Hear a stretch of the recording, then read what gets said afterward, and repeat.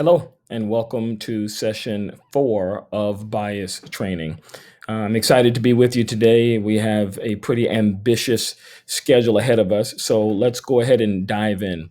First of all, we want to just reiterate as we do a little bit of some of the review from the previous sessions that a bias is a disproportionate weight in favor of or against an idea or thing, usually in a way that is closed minded, prejudicial, or unfair. Biases can be innate or learned. People may develop biases for or against an individual, a group, or a belief. In science and engineering, a bias is a systematic error. For today's session, we want to talk particularly about identifying internal implicit bias and the potential impact on roles and responsibilities, developing a personal plan framework to reduce bias in decision making and behavior, analyzing and evaluating practices, processes, and procedures with practical steps towards systemic reconciliation as we lead towards our next and final session, which is session 5, the beloved community and next steps. We'll talk more about the beloved community and next steps next time. So we want to get started with some of our pre-work. This is the last of our pre-work as we've been going through these sessions. And this pre-work is the incident that happened with Dr. Susan Moore of Carmel, Indiana. Now, we are not going to litigate this in any of the live sessions or as I share the information today, but we want to talk through it from a perspective regarding current affairs as a modern application of race and bias. So what I'm going to ask you to do is to take a look at this. This is the second worst day here at IU North.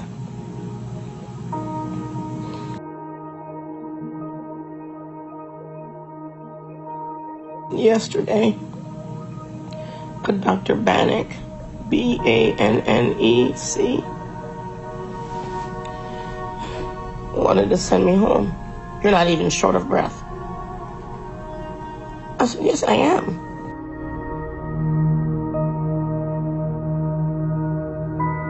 I was in so much pain from my neck.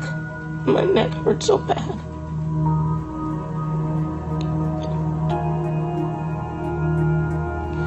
I was crushed.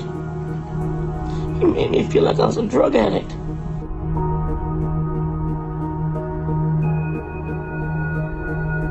The CT went down a little bit into my lungs, and you could see new pulmonary infiltrates, new lymphadenopathy all throughout my neck.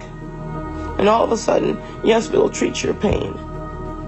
You have to show proof that you have something wrong with you. I put forward and I maintain. If I was white, I wouldn't have to go through that.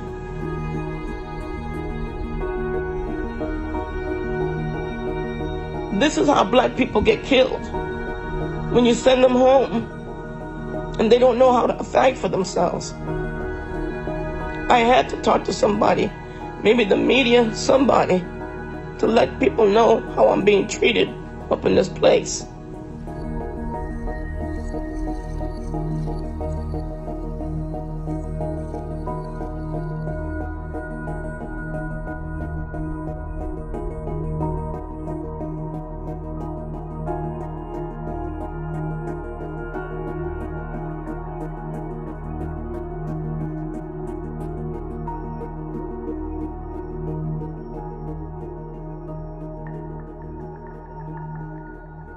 Today we're going to be having a very important yet difficult conversation about racism within healthcare, social disparities within the healthcare system, and to see what actionable things we can do to fight back. I'd like to send our condolences to Dr. Moore's family and a commitment that I'm going to make a donation on their GoFundMe page. I'm linking that down below as well if you'd like to contribute to. In order to have this in-depth discussion, I've invited special guest Dr. Khadija Ray, a pediatric anesthesiologist and founder of the group Physician Women SOAR. Let's get right into it.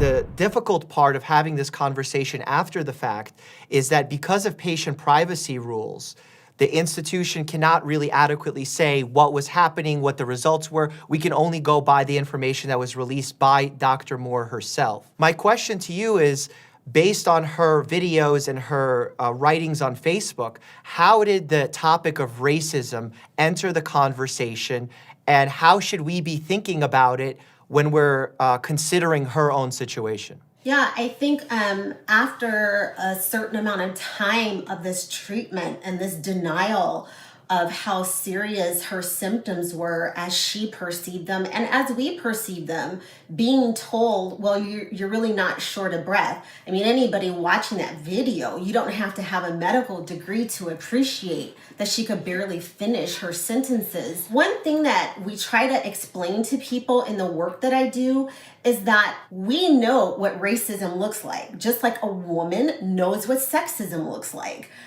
There are things in the way people interact, certain things that are said, microaggressions, macroaggressions, where you know what it looks like, and that's what she felt was happening, and she put that name to it.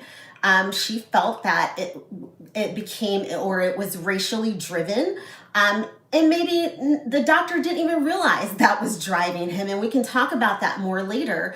But there was, after a point of being mistreated and mishandled, she felt that it was racism. And I've seen your response with the Physician Women's SOAR group to the response that the organization gave as to what they thought was a breakdown in communication. And one of the main things you pointed out was that they did not even address the word racism in their response. Ideally, how would you have had that conversation? Say you were in that position of authority overseeing this incident. How would you have used the word racism? What would have been the ideal approach there? Well, I mean, I understand that when you're in the shoes of a big organization, I'm sure they had their PR people and their lawyers and everybody else kind of help craft that statement.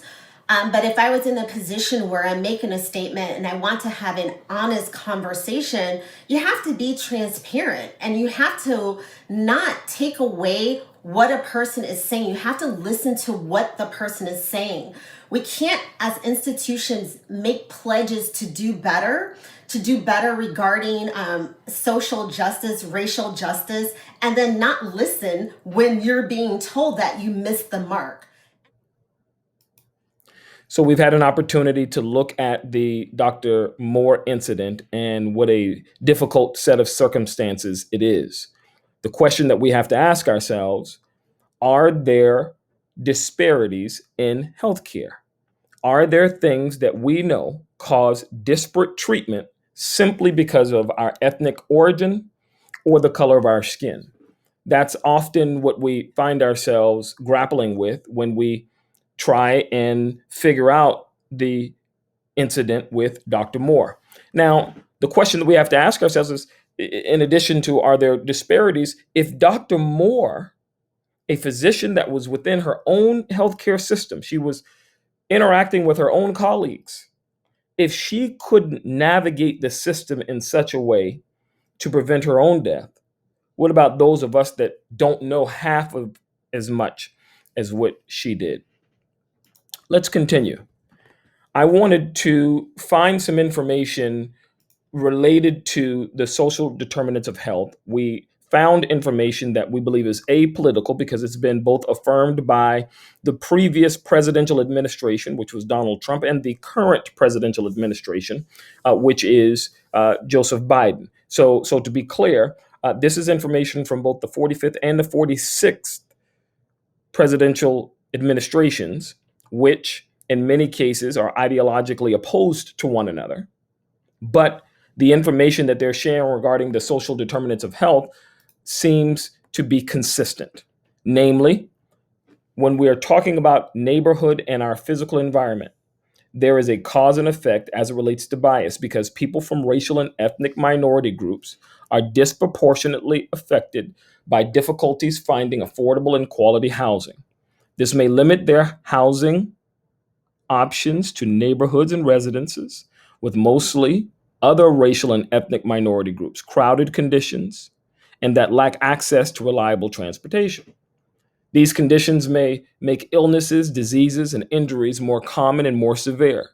When experienced, in addition, access to nutritions, affordable foods may be limited, and they may experience more environmental pollution within their neighborhoods.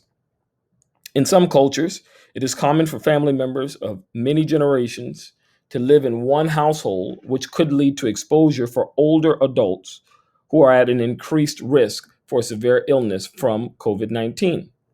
Let's continue.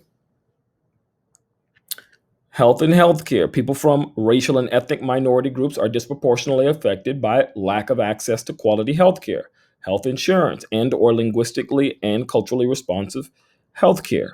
Inequities in treatment may result in distrust of government and healthcare systems. Such barriers increase risk for poor health and health outcomes by limiting health promotion, disease, and injury prevention and condition management activities. Let's continue. There are social determinants as it relates to occupation and job conditions. People from racial and ethnic minority groups are disproportionately represented in essential work settings such as healthcare facilities, farms, factories, food production and processing, grocery stores, and public transportation. People who work in these settings have more chances to be exposed to COVID 19 because these types of jobs require frequent or close contact with the public or other workers, involve activities that cannot be done from home, and may lack benefits such as paid sick days. Let's continue. Income and wealth is also a social determinant, or as we often say, it is a cause and effect of what we're grappling with, bias. People from some racial and ethnic minority groups have lower incomes, experience barriers to wealth accumulation, and carry greater debt. Such challenges may make managing expenses, paying medical bills, and accessing affordable quality housing, nutritious food, and reliable childcare difficult. Let's continue. Education. There is a cause and effect as it relates to bias, even with the social determinant of health. People from racial and ethnic minority groups are disproportionately affected by inequities in access to high quality education, which can lead to lower literacy and numeracy levels, lower high school completion rates, and barriers to college entrance. And so the question that we have to ask ourselves is, in light of this information in previous sessions that we've done, so we've been going through a number of these sessions, right? So in light of all of these things, as we're assessing the results and understanding our own perceived bias, what's the best way for you to engage continued education in order to check your perceived present and future biases? Furthermore, what are the best ways for you to share this information with others you are in relationship with so they can engage biases in healthy ways? That's the question. How can we best move forward? How can we best live in a world where we're a part of the solution instead of being a part of the problem? And then because we know that there are others in relationship with us, others that have proximity to us, as we used to say back in the old days, they're in our Rolodex or they're in our contact list on our mobile devices. How can we make sure that they are resourced? Because we know that there is an issue with regards to interpersonal relationship when it comes to bias. To be clear, if we are having interpersonal relationships that are causing the perpetuation of these biases that we're trying to check, then we also have to check those relationships. And in this case, we've got to make sure that we're resourcing the people that we're doing life with the same way that we want to be resourced so that we check our biases. So the next thing that we want to do is we want to add a few other layers. So I'm going to show, for the purposes of today's session, 2 videos as it relates to race. We have been talking through, for the varying sessions, what it looks like for us to understand bias with respect to race. So we're understanding bias with regards to systemic injustice and inequities in healthcare, etc. But our overarching context is race. And so we're actually going to show you two. The first one is actually a cartoon that details some of the inequities and injustices as it relates to race. You'll see bias play out. And then the second one is actually real life. Now, this is an exercise that we have previously done when we're all in a live class setting. But because we don't have the privilege of being able to do that in this context, we're actually going to show you a video from this illustration being done previously. We're showing this because we want to let you know why these biases are continuing. Let's take a look.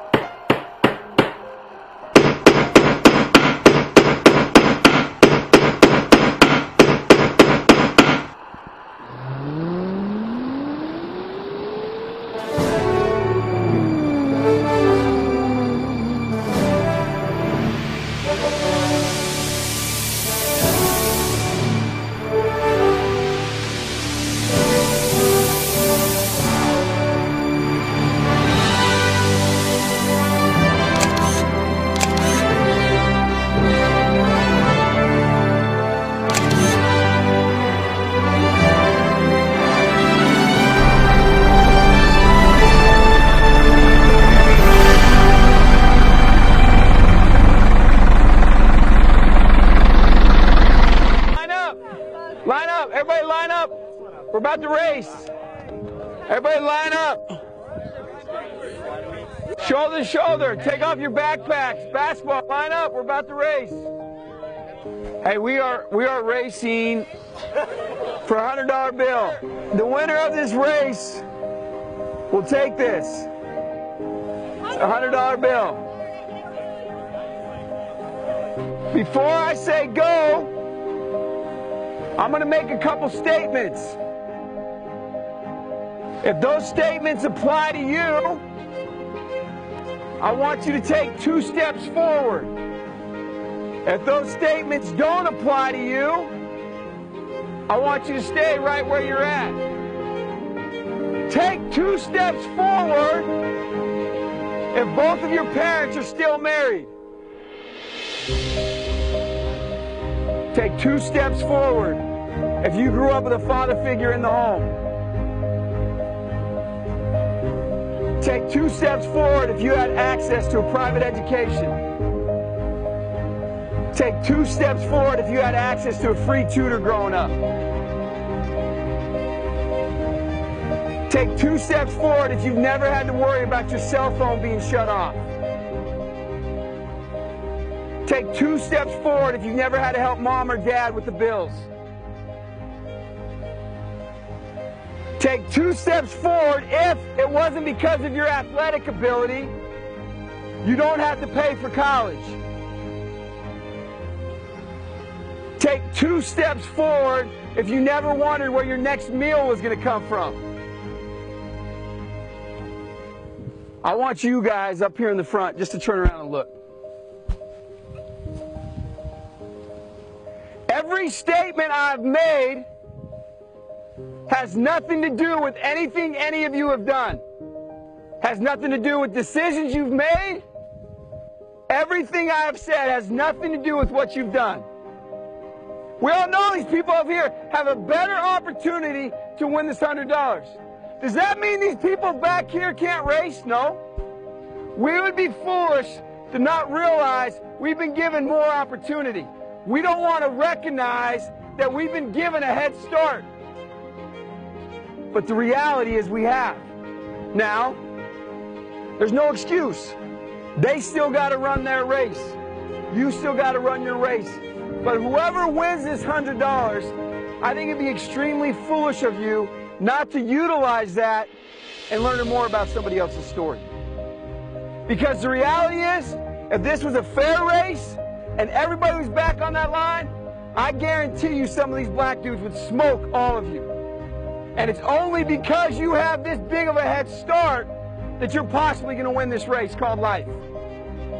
That is a picture of life, ladies and gentlemen. Nothing you've done has put you in the lead that you're in right now. When I say go, on your mark, get set, go!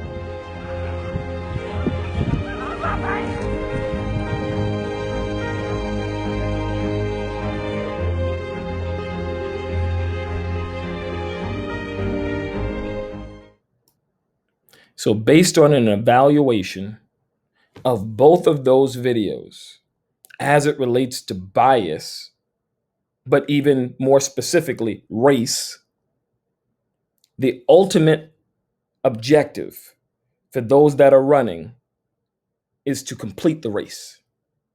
That's the ultimate objective for any individual. Their objective is to complete the race. But there's an ideological difference that we find predominant in America. The first thing that I want to say is completing the race, or as one of the examples showed, receiving the $100 is equivalent to access to affordable healthcare, access to affordable education, access to clean produce in our grocery stores, fresh produce in our grocery stores, access to making sure that we have all of the things available to us to navigate the criminal justice system, and on and on and on. The things that divide us. We have access to basically prosperity so that we can pursue life, liberty, and that pursuit of happiness that was talked about that we often equate to the American dream. So that's what we're trying to get. But remember, I mentioned 2 ideological differences. There are people that will watch those 2 videos. And on one hand, they will say, this is one ideological difference. It's survival of the fittest. There can only be one winner.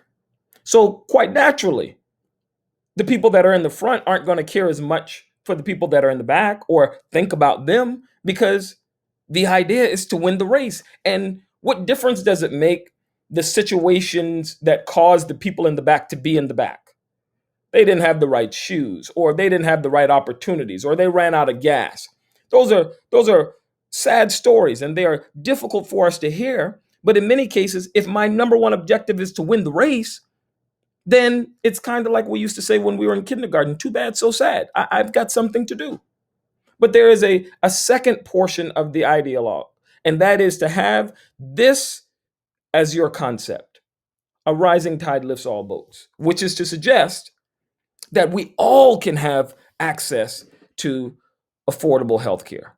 We can all have access to good quality education and clean produce in our grocery stores, on and on and on. We can all have it if we work together, as opposed to this farce that we call race, which is a sociological construct, is something that has been made up to divide folks. So we can continue to perpetuate that, knowing that biases are just going to run rampant, or we can choose the path that says, what does it look like for us all to get along? And we believe that's what Dr. Martin Luther King talked about when he talked about the beloved community. Last thing that I want to suggest: if during this session, as you evaluate the illustrations, as you hear the information, as we review the social determinants of health, if during this session you look at those materials and you feel like you've been beaten up on because perhaps you've been a part of the dominant culture, okay. Or if you feel traumatized or overly traumatized because you feel as though these are the things that you have to wrestle with every day, and it's an increasing weight that's being placed on your shoulders, and it's difficult to maneuver and to navigate when you can't take off your skin color, my heart goes out to both of you, because none of those contexts are easy. But I'll say this in closing: I've had an opportunity to go and do this type of work and others in a number of different countries, one of which was Uganda. Uganda, at the time and now, is the third poorest country on earth. Their hospitals have open air and the ground is dirt. They have to pay for every portion of healthcare they receive. In other words, if they need a syringe, they've got to pay for it before they get it. What do we say living in America when we lament the fact that there's someone ahead of us in a race and we have received disparate treatment or different treatment because of the color of our skin, but we know that there are others around the world that have it far less than we do? What do we say? What difference do we make? Dr. King said, an injustice anywhere is a threat to justice everywhere.